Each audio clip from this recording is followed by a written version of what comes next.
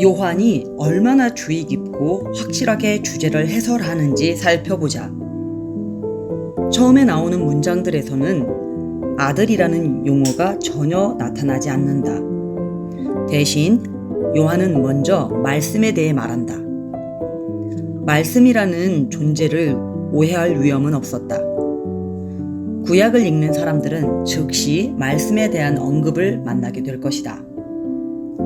구약에서 하나님의 말씀이란 하나님의 창조적인 말씀, 하나님의 목적을 성취하는 행동에 나타난 하나님의 능력이다. 구약은 하나님의 말씀, 곧 하나님의 목적에 대한 실제적 진술 자체에 목적한 일을 성취하는 능력이 있다고 묘사한다. 창세기 1장은 어떻게 창조시에 하나님이 가라사대 있으라 하심에 있었는지를 말해준다. 여호와의 말씀으로 하늘이 지음이 되었으며 그가 말씀하심에 이루어졌으며, 따라서 하나님의 말씀은 일하시는 하나님이다. 요한은 이러한 표상을 채택하고 곧이어 하나님의 말씀에 대해 7가지를 말한다. 1. 태초에 말씀이 계시니라. 여기에는 말씀의 영원성이 나타나 있다. 말씀 자신은 시작이 없다. 다른 것들이 시작되었을 때 그 말씀은 이미 계셨다. 2. 이 말씀이 하나님과 함께 계셨으니, 여기에는 그 말씀의 인격성이 나와 있다. 하나님의 목적을 성취하는 능력은 곧 하나님과 영원토록 활발한 교제 관계를 유지하는 독특한 한 인격적 존재의 능력이다. 이것이 바로 이 구절이 의미하는 바다. 3. 이 말씀은 곧 하나님이시니라. 여기에는 그 말씀의 신성이 나와 있다. 그분은 성부 하나님과 다른 별개의 존재지만 그렇다고 피조물은 아니다. 그분은 성부 하나님이 그렇듯이 그 자체로 신적 존재시다. 이 구절이 우리에게 보여주는 신비는 신성의 연합 안에 있는 각 위격의 구별이라는 신비다. 4. 만물이 그로 말미암아 지은 바 되었으니, 여기에는 창조하시는 말씀이 나와 있다. 그분은 성부 하나님이 행하신 모든 창조 행위에서 행위자셨다. 모든 것은 그분을 통해 지음받았다. 부수적으로 말하면 이는 성부 하나님이 피조물의 범주에 속하지 않는 것과 마찬가지로 조물주이신 그분도 피조물의 범주에 속하지 않는다는 또 다른 증거다. 5. 그 안에 생명이 있었으니, 여기에는 생명을 부여하시는 말씀이 나온다. 그분 안에서 그분을 통해서가 아니면 피조물들에게 생명이란 없다. 여기에 모든 형태의 생명의 기원과 지속성이라는 문제에 대한 성경의 대답이 있다. 곧 생명은 그 말씀에 의해 주어지고 유지된다는 것이다. 피조물은 자체적으로 생명을 가지고 있는 것이 아니라 신성의 제2위이신 그 말씀 안에서 생명을 가지고 있다. 6. 이 생명은 사람들의 빛이라. 여기에는 드러내시는 말씀이 나온다. 그분은 생명을 주시면서 또한 빛을 주신다. 즉, 모든 사람은 자신들이 하나님이 만드신 세상에 살아있다는 바로 그 사실로부터 하나님에 대한 암시를 얻게 되며, 이것은 그들이 살아있다는 사실과 마찬가지로 그 말씀의 사역으로 인한 것이다. 7.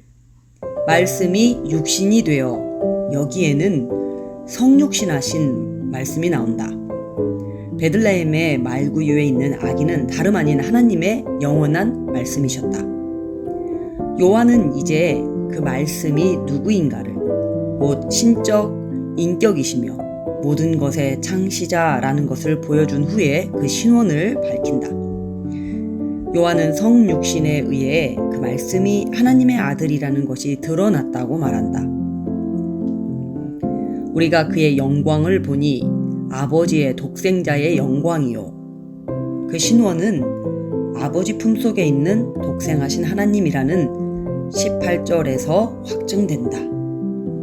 여기서 요한은 그가 처음부터 내내 목표로 하고 있던 요점을 확증한다. 예수님을 하나님의 아들이라고 부르는 것이 무엇을 의미하는지를 분명히 밝힌 것이다. 우리는 그 말씀이 무엇인가를 보았고 그것은 바로 성자 하나님의 모습이다. 이것이 바로 요한복음의 서론이 담고 있는 메시지다.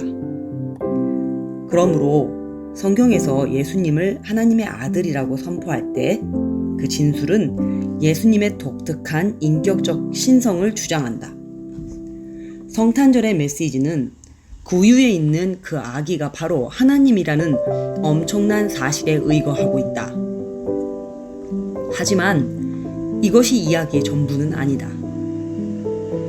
이 베들레헴에서 태어난 그 아기는 인간이 되신 하나님이다. 말씀이 육신 곧 진짜 인간 아기가 되셨다. 그러나 그렇다고 해서 그분이 이제 더 이상 하나님이 아니라는 것은 아니다. 그분은 이전과 마찬가지로 하나님이셨다. 하지만 이제 또한 인간이 되셨다.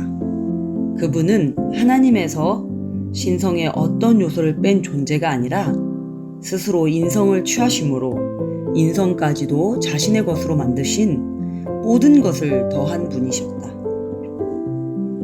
인간을 만든 그분이 이제 인간이 된다는 것이 무엇인지를 배우신 것이다.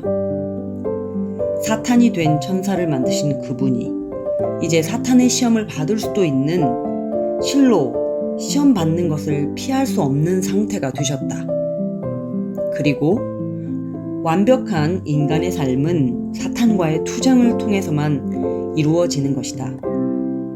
히브리서 기자는 하늘에 오르사 영광 중에 계신 그분을 바라보면서 이 사실에서 큰 위로를 얻는다. 그러므로 그가 범사의 형제들과 같이 되심이 마땅하도다. 그가 시험을 받아 고난을 당하셨은즉 시험 받는 자들을 능히 도우실 수 있느니라. 우리에게 있는 대제사장은 우리 연약함을 동정하지 못하실 리가 아니요 모든 일에 우리와 똑같이 시험을 받으신 이로되 죄는 없으시니라. 그러므로 우리는 긍휼하심을 받고 때를 따라 돕는 은혜를 얻기 위하여 은혜의 보좌 앞에 담대히 나아갈 것이니라. 성육신의 신비는 헤아릴 수 없다. 우리는 그것을 설명할 수가 없다. 단지 신경으로 만들 수 있을 뿐이다. 아마도 그것은 아타나시우스 신경에 가장 잘 표현되었을 것이다. 하나님의 아들이신 우리 주 예수 그리스도는 하나님이고 사람이며 완전한 하나님이고 완전한 사람이다. 그분은 하나님이고 또 사람이지만 둘이 아니라 한 분이신 그리스도시다. 신성을 육신으로 전환함으로써가 아니라 하나님께 인성을 더함으로써 한 분이신 것이다. 우리의 지성으로는 그 이상을 깨달을 수 없다. 찰스 웨슬리는 우리가 구유에서 보는 바를 잘 요약해준다. 우리의 하나님이 조그맣게 줄어든 것, 우리의 이해를 뛰어넘어 그분이 인간이 되신 것. 그분은 우리의 이해를 뛰어넘는다. 억측을 피하고 기꺼이 찬미하기 위해 이 점을 기억하는 것이 현명할 것이다. 죽기 위해 태어나심. 우리는 성육신을 어떻게 생각해야 하는가? 신약성경은 우리에게 성육신이 제기하는 물리적, 심리적 문제들에 대해 생각하느라 고심할 것이 아니라 그 안에 나타난 하나님의 사랑으로 인해 하나님께 경배하라고 권한다.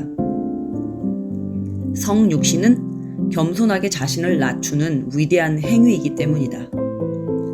바울은 이렇게 쓴다. 본질상 언제나 하나님이셨던 그분은 하나님과 동등한 분으로서의 자기의 특권에 집착하지 않고 본질상 종이 되기로 하고 인간으로 태어나심으로써 스스로 모든 유리한 점을 버리셨다. 그리고 명백하게 인간으로 나타나셔서 죽음에 이를 정도까지 순종하는 삶을 사심으로 자신을 낮추셨다. 그리고 그분의 죽음은 평범한 한 범죄자의 죽음이었다. 그리고 이 모든 일은 우리를 구원하기 위한 것이었다.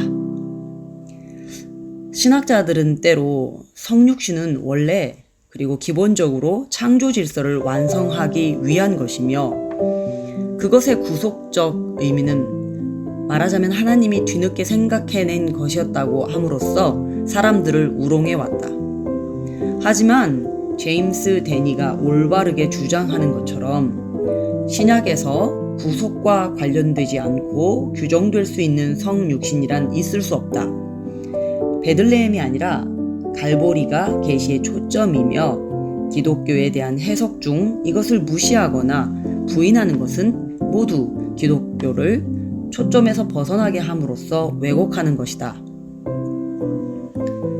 베들레헴의 요람은 하나님의 아들이 갈보리의 십자가에 이르는 연속적인 단계들 안에서 차지하는 위치로 인해 중요한 의미를 지니며 우리는 그것을 이러한 맥락에서 볼 때 비로소 제대로 이해한 것이다. 그러므로 신약에서 성육신을 해석하기 위한 실마리가 되는 본문은 요한복음 1장 14절에 나오는 말씀이 육신이 되어 우리 가운데 거하심에 라는 사실적인 진술이 아니라 오히려 고린도후서 8장 9절에 우리 주 예수 그리스도의 은혜를 너희가 알거니와 부요하신 이로써 너희를 위하여 가난하게 되심은 그의 가난함으로 말미암아 너희를 부요하게 하려 하심이라는 좀 더 포괄적인 진술이다. 이 구절은 성육신의 사실만 진술하는 것이 아니라 그 의미도 진술한다. 즉 성자가 인간됨을 취하셨다는 사실을 도대체 어떻게 보아야 하는지를 알려준다. 그것은 단지 자연의 경이가 아니라 오히려 은혜의 경이로움으로 보아야 한다.